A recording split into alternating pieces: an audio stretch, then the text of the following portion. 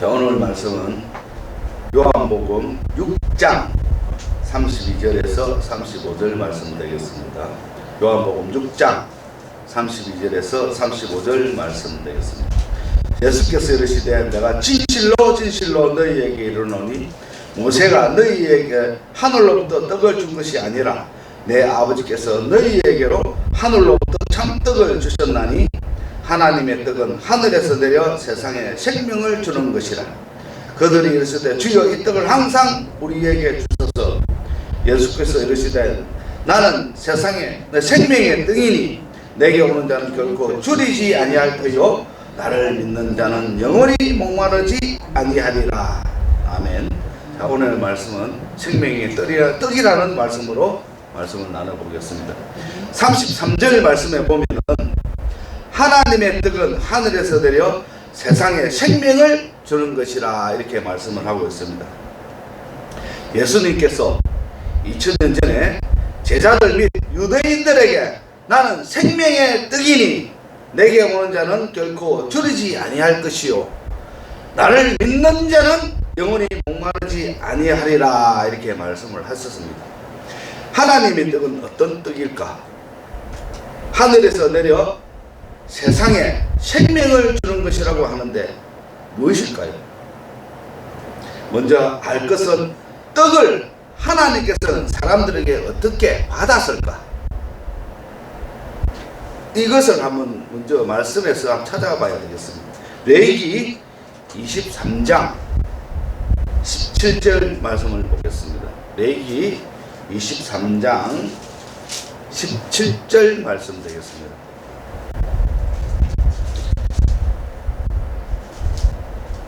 너희는 저서의 10분의 2 애와로 만든 떡두개를 가져다가 흔들지니 이는 공가루에 누룩을 넣어서 구운 것이요 이는 첫 요제로 여호와께 드리는 것이며 이렇게 말씀을 하고 있습니다. 요제란 제물을 제단 밑에서 흔들어 드리는 의식을 말하는 것입니다. 제물을 어떻게 흔드느냐? 제물을 앞에서 뒤로, 앞에서 뒤로, 위에서 아래로 이렇게 이처럼 제물을 흔들어 드렸기 때문에 요제라는 이름이 붙었다는 것입니다. 레위인들은 누룩을 하나님께 요제로 바쳤고 성막과 성전에서는 12개의 전설병을 바쳤으며 매주 새 것으로 바꿔 놓았다는 것입니다. 전설병은 늘 하나님 앞에 두어야 했는데 이렇게 하는 것은 하나님께서 이스라엘의 12지파와 함께 하심을 상징한다는 것입니다. 그럼 생명의 떡이신 예수님을 통하여 두 가지의 생명을 볼 수가 있는데요. 첫 번째로 이 세상에서의 생명입니다. 영원히 죽을 수밖에 없는 삶을 벗어서 온전한 삶을 살 수 있으며 그리고 시련이 올 때에도 주께서 나를 일으켜 세워주셔서 온전히 살아갈 수 있게 해주신다는 것이고요. 두 번째로 내세에서 생명입니다. 헛되고 헛된 것이 이 세상의 삶인 것입니다. 이렇게 늙어지고 무너져 흙이 되는 것이 인생인데 예수를 믿음으로 하나님께서 영원한 생명을 주셨다는 것입니다. 그 영생을 기다리고 기대며 살아가는 것이라는 것입니다. 자, 예수님께서 기적을 베푸실 때도 떡을 사용하셨다는 것입니다. 자, 마가복음 6장 41절에서 44절 말씀 되겠습니다. 마가복음 6장 41절에서 44절 말씀 되겠습니다. 41절에서 44절 말씀. 예수께서 떡 5개와 물고기 2마리를 가지사 하늘을 우러러 축사하시고 떡을 떼어 제자들에게 주어 사람들에게 나누어 주게 하시고 또 물고기 2마리도 모든 사람에게 나누심에 다 배불리 먹고 남은 떡 조각과 물고기를 12바구니에 바구니에 차게 거두었으며 떡을 먹은 남자는 5,000명이었더라. 자, 예수님께서 말씀을 전할 때에 입으로 들어가는 떡은 먹지만은 하나님께서 주시는 생명의 떡이 누구이며 왜 먹어야 하는지를 말씀할 때에 많은 사람들이 떠나갑니다. 그리고 함께하는 제자 중에 자신이 팔자가 누구인지를 알고 계신다는 것입니다.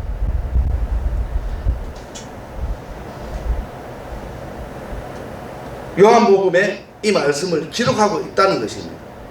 많은 사람들이 떠나가는 상황에서 주님의 마음은 얼마나 안타까웠을까요? 500리어 사건으로 남자 성인만 5,000명을 먹이고 함께 모일 때에 군중들은 이제 다 떠나가 버렸다는 것입니다. 그래서 얼마나 허망을 했을까요? 그래서 예수님께서 자신의 찾는 무리들을 잘못을 말씀하고 있습니다. 예수님께서는 이들의 마음의 상태를 아시고 썩은 양식을 위하여 일하지 말고 이렇게 말씀을 하신 것입니다. 그래서 말씀을 볼 때 썩은 양식이 무엇일까요? 그것은 전날에 예수님께서 떡과 먹인 물고기였던 것입니다. 예수님께서 자신이 기적으로 베푼 음식조차도 썩은 양식이라고 하였다는 것입니다. 오늘날에도 여전히 떡과 물고기에만 관심을 가지고 있는 사람들이 많다는 것입니다. 자신이 필요를 채우기 위해서 나오는 사람들, 그리고 병고침이나 어떤 필요 때문에 교회에 나오지만 예수님을 메시아로 믿지 않는다는 것입니다. 또 어떤 사람은 교회에 다니는 것을 이익의 수단으로 삼는 사람들도 있다는 것입니다. 이것이 오늘날 이 시대의 대표적인 죄라는 것입니다. 사람들이 영혼에 필요한 것보다 육체의 욕구들을 공급하는데 더 열을 올리고 있다는 것입니다. 물질적인 만족을 얻기 위하여 돈과 시간은 끝없이 쓰면서도 영원한 생명을 얻는 일에 대해서는 별로 관심을 가지려고 하지 않는다는 것입니다. 이 세상에 어떤 것도 영원히 살 수 없다는 것을 잊지 마시기 바라겠습니다. 그래서 주님께서 제자들에게 물으십니다. 너희도 갈래? 이때 베드로는 천금 같은 대답을 합니다. 자신들은 주님 곁을 떠나지 않겠다고 말하는데요. 그 이유가 명답입니다. 요한복음 6장 67절에서 69절 말씀을 한번 보겠습니다. 응? 요한복음 6장 67절에서 69절 말씀입니다. 예수께서 12 제자에게 이르시되 너희도 가려느냐? 시몬 베드로가 대답하되 주여 영생의 말씀이 주께 있사오니 우리가 누구에게로 가오리이까? 우리가 주는 하나님의 거룩하신 자이신 줄 믿고 알았사옵나이다. 자, 영생의 말씀, 생명의 말씀이 주님께 있다고 고백을 했습니다. 멋지지 않습니까? 주님께서만 영생의 말씀이 있다는 것을 알았다는 것입니다. 예수님을 요한복음 32절 말씀에 참뜻, 요한복음 6장 35절 말씀에는 생명의 떡이라고 말씀을 하고 있으며 마태복음 26장 26절 말씀을 볼까요? 마태복음 26장 26절 말씀.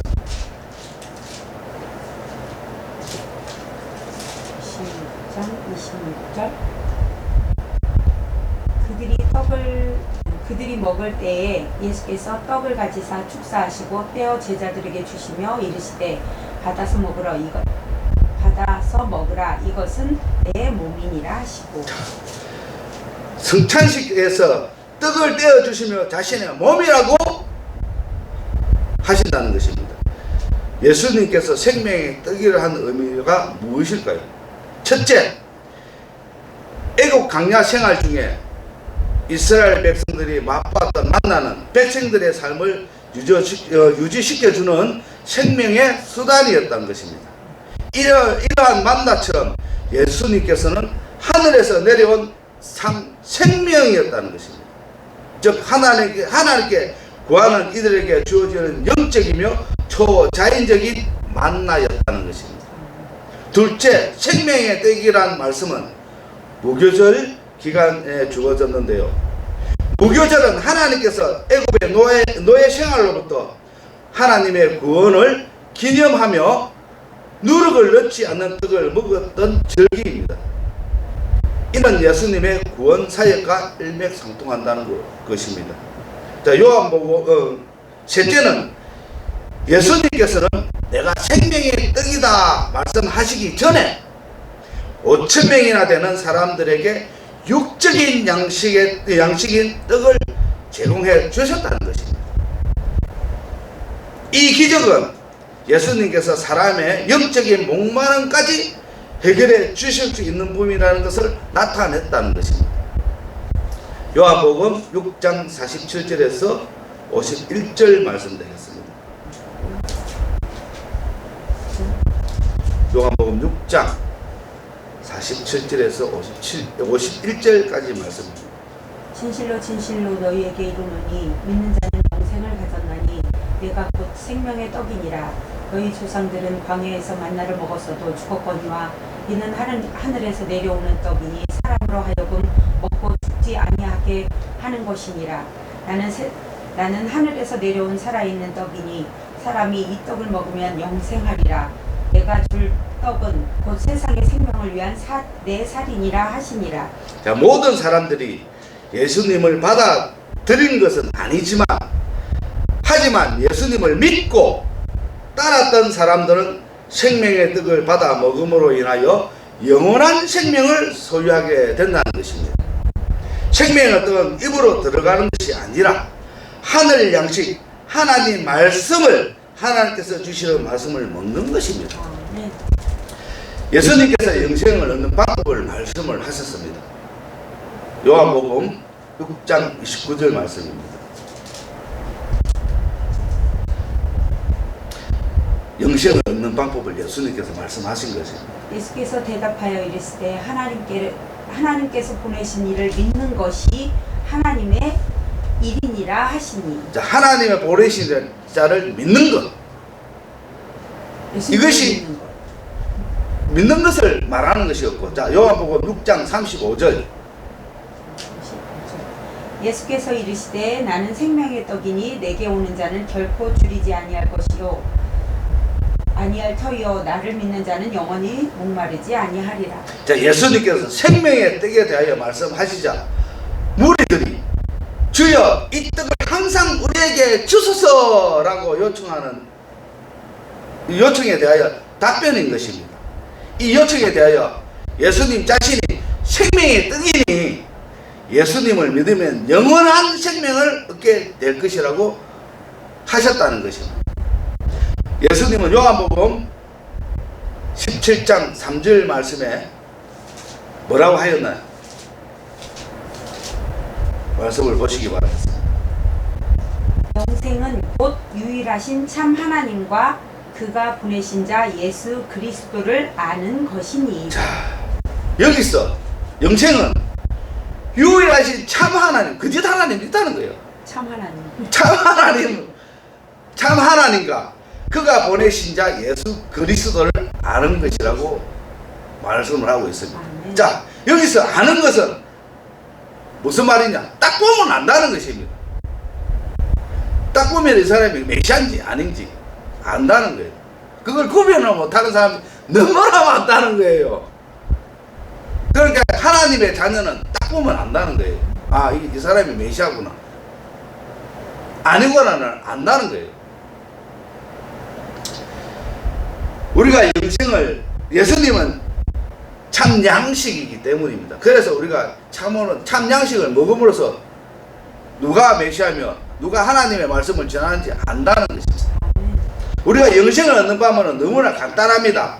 하지만 그 쉬운 방법도 하나님께로 온 자들만이 가능하다는 것입니다. 성령을 받지 아니한 자는 도무지 이해가 되지 않습니다. 우리가 모든 것을 안다라고 생각하지 맙시다. 주님은 우리가 생각하지 못한 방법으로 일을 하신다는 것을 아시기 바라겠습니다. 인류 구원을 위해 십자가 희생 제물로 내어주신 예수 그리스도의 몸을 이를 먹는 자, 믿음으로 고백하고 믿음으로 받아들이는 자만이 영원히 줄이지 않는다는 것입니다. 아멘. 자, 영생은 뭐라고 했습니까? 참 하나님, 그의 보내신 자를 보내신 자 예수 그리스도를 아는 것. 아는 것이라고 했습니다. 영생을 답을 딱 정해놨어요. 영생은 이렇게 해놨습니다. 그래서 참 하나님, 거짓 하나님이 있다는 것입니다.